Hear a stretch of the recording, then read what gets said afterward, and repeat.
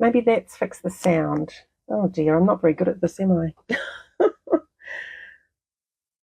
Okay, so I talked about at the beginning putting ink on the embossing folder. I'll just go over that again. So I used my blending brush and grey granite ink, and you put the ink on the side where the logo is, the Stampin' Up logo. So I put that ink on there, and I've got a piece of scrap paper on this side so that it doesn't get all over the other side of the folder. And then I put my card on that side and folded it down and put it through the machine. That's how I did the inking. There's two other ways you can ink your folder. You can just drag the ink pad over it, but I found with this particular one, there's quite big areas where it's quite flat, and the ink, you kind of get these streaky lines and some darker patches. So for this particular project, I wanted more of a smooth background look. I didn't want that to distract from the gingerbread house. So that's why I used the blending brush. The other way you can do it is with a brayer. And I also talked about the clearance rack had a refresh this week. So you can hop onto the Stampin' Up website and do a search for clearance rack, or find it in the menu and just have a look and see what is on sale there. All of those products are while stocks last.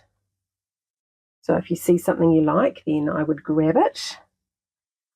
And also, the last day to register for Craftable is tomorrow, because we have to make the goodie bags and all the kits.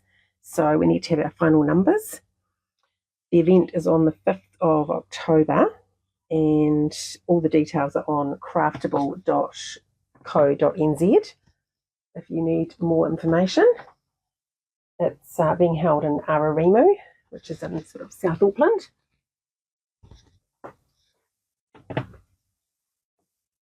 And the other thing was World Card Making Day. So on the same day as Craftable, we have World Card Making Day, and Stampin' Up are hosting a virtual event. It's not on Facebook, so you do have to register to get the link for their platform to watch the event or watch the replay. So there's registration details on the Stampin' Up website, stampinup.nz. And I think you can register for that like right up till just before the event starts. So if you think you might like to do that, then yeah, you can jump on and register. Now I have cut these sort of pretty rounded leaves from the same set as I got the sprig from. So that was the set we used last week, the golden greenery dies.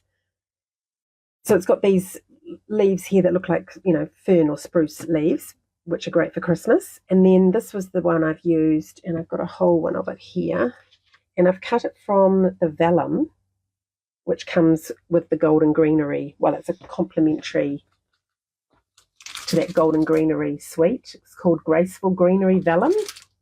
And one of the pieces is just like this white, it's almost like a sort of a hexed pattern to it. So some areas have got the pattern and some don't. Yeah, so it's kind of cool. And it just gives a really soft look to the leaves. So I just wanted to use a bit of that with some more pieces of greenery. And I've also cut out some flowers. So I've cut out real red and basic white flowers. And now I'm just going to tuck these around the little bird. And I'm going to glue these ones in. So I saved paper by not cutting the whole thing, because it's going to be tucked in, so you're not going to see the other end.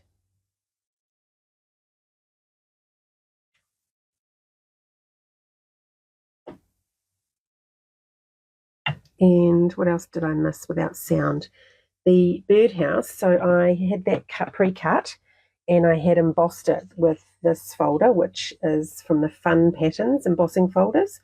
So one has a diamond shape pattern, and this one has the floral shape. And I've rubbed the white ink over that so that it's giving that appearance of the gingerbread house.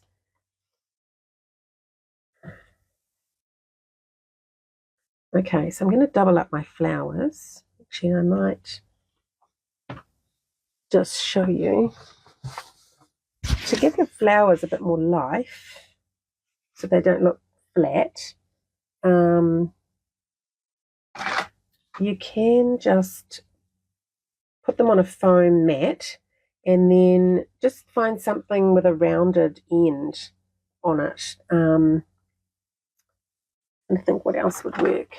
Oh, probably the take your pick tool would work well, actually, rather than that pen.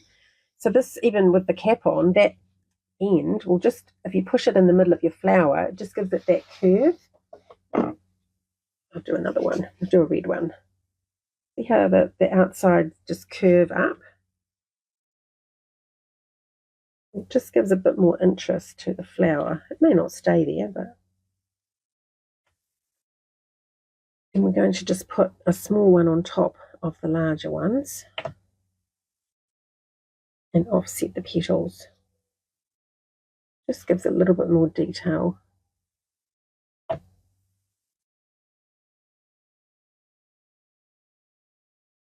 I really love this colour combination of the shaded spruce, pool party and real red. It's super cute. Right, now I wanted to cover that hole still. My bird's doing some of the work, but we're going to put one of the flowers in there like that. So I'll just pop some glue. Oops, it was perhaps a bit much. And I'm just going to position that petal so it's going to cover that hole. And then I've got a white one.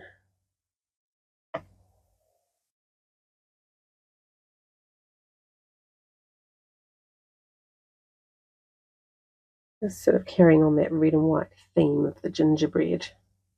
Gosh, when I googled the gingerbread houses, people make them in all kinds of colours. And then I've just got one more little flower to put in the back here. Actually, it could go... No, let's put it in the leaves. Stick it there. And I've got my little... Oh, I want one more probably to go... One more half one to go in here. And you know me, I only stick the glue at the end that's going to be hidden. And that might be a bit tricky because I've put those on dimensionals. But which way do I want it? Oh yeah, I think that way.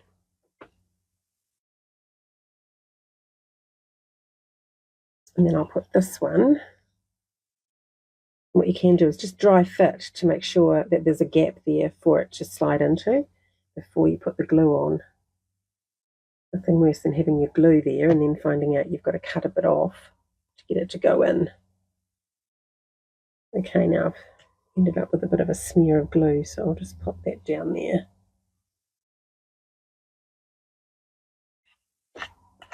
Right, so you can add more to it than that. I saw some of the ones that I saw online had things up here as well, but I felt with mine hanging from the tree like that I liked that simplicity at the top with more of the detail down here.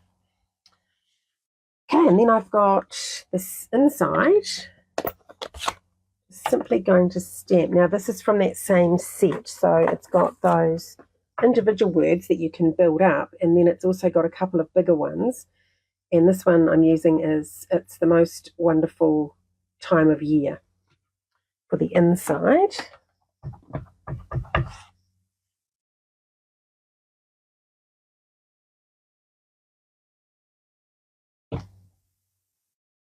And you could put a bird as well in there if you fancied it. And I'm going to pop that on the inside.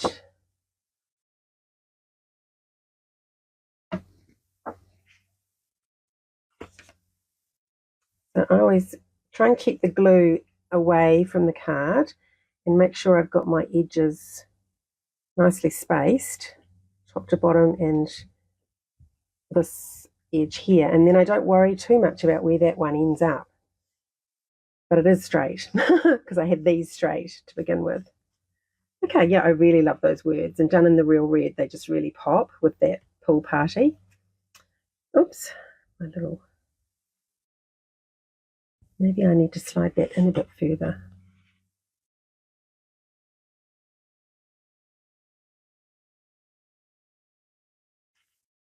That's better. Oh, and I can cover the glue like that. Perfect.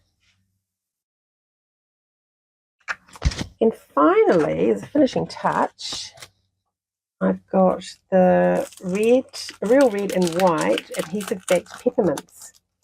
These are super fun and really gingerbread housey. You could really go to town with these on your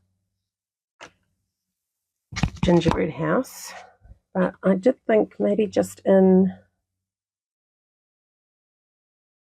maybe a small one in the center of the flowers. Oh yeah, cute.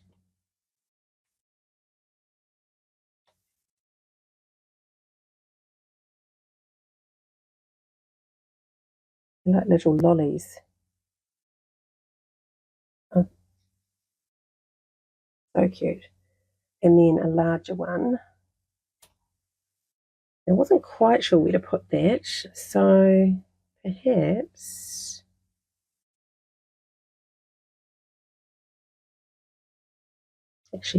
there on that flower on the birdhouse. Yeah, that's kind of cool. I mean, you could put them all over it, really, couldn't you? But I think they're really cute just in the flowers like that.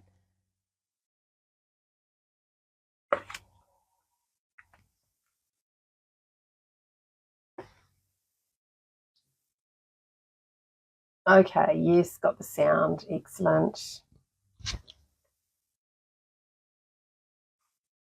So that's about it for my card. So I hope it does represent a gingerbread house to you. It's always a bit subjective and might take a little bit of imagination, but I think it fits the bill.